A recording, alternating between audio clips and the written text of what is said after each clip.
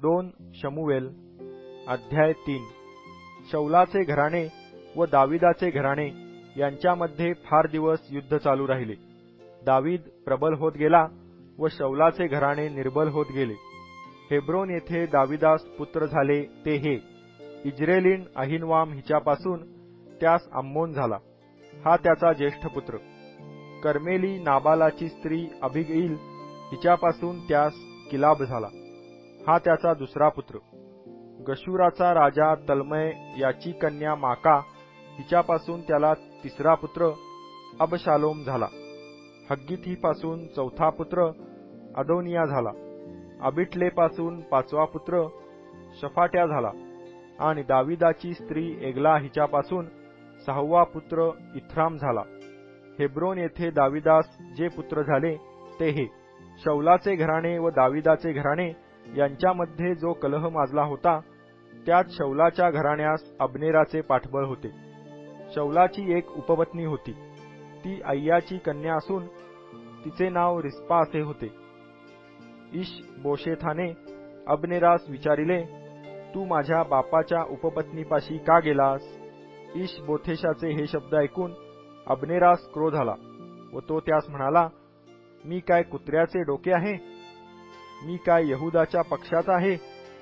आज तुझा बाप शौल याचे घराणे आणि आप्तजन याजवर मी दया करीत असून तुला दाविदाच्या हाती लागू दिले नाही, आणि तू आज ह्या बायकोच्या संबंधाने मला दोष देत आहेस काय? मी शौलाच्या घराण्याकडून राज्य हिसकावून घेईन आणि दाविदाची गादी दानापासून बैरशेब्यापर्यंत इस्रायल व यहुदा याजवर स्थापिन, अशी आणभाग परमेश्वराने केली आहे। तदनुसार मी त्याशी वर्तन केले नाही तर देव अब्नेराचे त्या मानाने किंबहुना त्याहूनही अधिक शासन करो। त्याच्याने अब्नेरास काही एक जबाब देववला नाही, कारण त्याचा त्याला धाक होता। अब्नेराने आपल्या नावाने दाविदाकडे जासूत पाठवून सांगितले, हा देश कोणाचा बरे? आणखी असेही सांगितले की आपण माझ्याशी सलोखा करा, सर्व इस्रायलांचे मन आपणाकडे वळवण्याच्या कामी मी आपणाला हात देतो। दाविदाने म्हटले, बरे, मी तुझशी सलोखा करीतो, पण एक गोष्ट तुला केली पाहिजे, ती ही की तू मला भेटावयास येशील तेव्हा आपल्याबरोबर शौलाची कन्या मिखल हिला घेऊन येणार नाहीस, तर तुझी माझी भेट व्हावयाची नाही।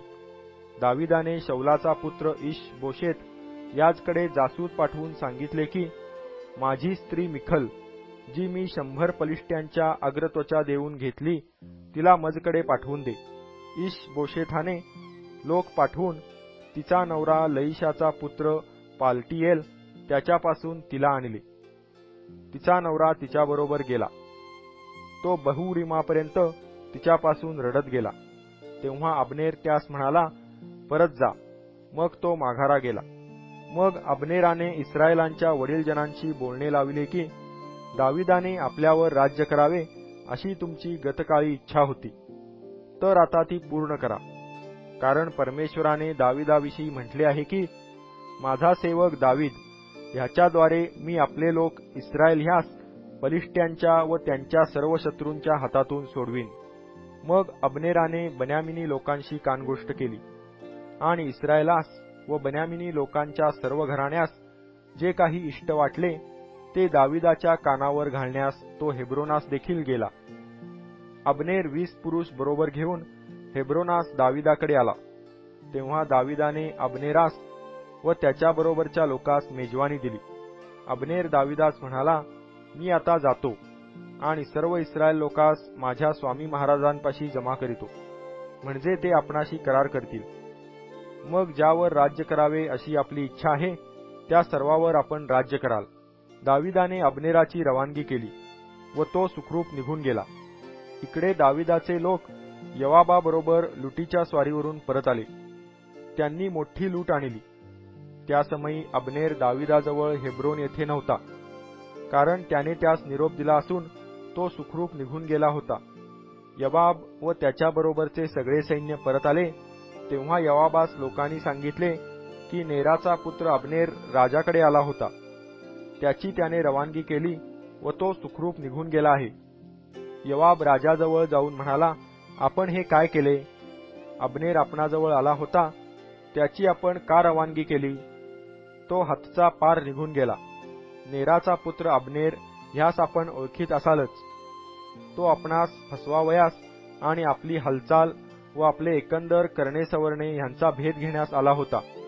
योआब दाविदापासून निघून गेल्यावर त्यास नकळत योआबाने अबनेराकडे जासूस पाठवले आणि त्यांनी त्यास सिरा नावाच्या विहिरीपासून परत आणले. अबनेर हेब्रोनास परत आला तेव्हा त्याशी एकांती बोलण्यासाठी म्हणून योआब त्यास वेशीच्या आत घेऊन आला. तेथे आपला भाऊ असाएल ह्याच्या रक्तपाताचा सूड उगविण्यासाठी त्याने अबनेराच्या पोटावर असा वार केला की तो प्राणास मुकला. पुढे दाविदाच्या कानावर ही गोष्ट गेली तेव्हा तो म्हणाला, नेराचा पुत्र अबनेर ह्याच्या खुनासंबंधाने मी व माझे राज्य परमेश्वराच्या दृष्टीने सदा निर्दोषच असणार. तो दोष योआबाच्या व त्याच्या सगळ्या पितृकुळाच्या माथी येऊ आणि योआबाच्या वंशात स्त्रावी, महारोगी, काठी टेकीत चालणारा, तरवारीने पडणारा किंवा अन्नान्न करणारा असा कोणी ना कोणी असल्यावाचून राहणार नाही. योआब व त्याचा भाऊ अभिषय यांनी अबनेराचा वध केला, कारण त्याने त्यांचा भाऊ असाएल ह्यास गिबोनाच्या लढाईत मारिले होते. मग दावीद योआबास व आपल्या बरोबरच्या सर्व लोकांस म्हणाला, आपली वस्त्रे फाडा आणि गोंडताट नेसून अबनेरापुढे शोक करीत चाला. दावीद राजा स्वतः त्याच्या तिरडीमागे चालला. त्याने हेब्रोन येथे अबनेरास मूठ माती दिली. अबनेराच्या कबरेपाशी राजा हेल काढून रडला. सर्व लोकही रडले. दाविदाने अबनेरासाठी विलाप करून हे गीत म्हटले, मूढाप्रमाणे अबनेरास मृत्यू प्राप्त व्हावा काय? तुझे हस्त बद्ध केले नव्हते, तुझ्या पायात बेड्या घातल्या नव्हत्या. अधर्म्यापुढे जसा कोणी पतन पावतो तसा तू पतन पावलास. हे ऐकून लोक त्याच्यासाठी पुन्हा रडू लागले. दिवस अजून थोडा उरला होता. तेव्हा सर्व लोक दाविदाने अन्न खावे म्हणून त्यास आग्रह करण्यास आले. पण दावीद शपथ घेऊन म्हणाला, सूर्यास्तापूर्वी मी भाकर किंवा काही खाल्ले तर देव मला तसेच किंबहुना त्याहूनही अधिक शासन करू. सर्व लोकांच्या हे लक्षात आले व त्यास पसंत वाटले. राजा जे जे करी ते ते सर्व लोकांच्या मनास येई. ह्यावरून सर्व लोकांच्या व सर्व इस्रायल लोकांच्या लक्षात आले की नेराचा पुत्र अबनेर याचा वध राजाकडून झाला नाही. राजा आपल्या सेवकास म्हणाला, आज इस्रायलातला एक सरदार, एक मोठा पुरुष पडला. हे तुम्हाला कळत नाही काय? मी एवढा अभिषिक्त राजा आहे तरी आज निर्बल आहे व हे सरुवेचे पुत्र मला फार भारी आहेत. पण परमेश्वर दुष्कर्म करणाऱ्यांचे त्यांच्या दुष्कर्मानुसार पारिपत्य करो.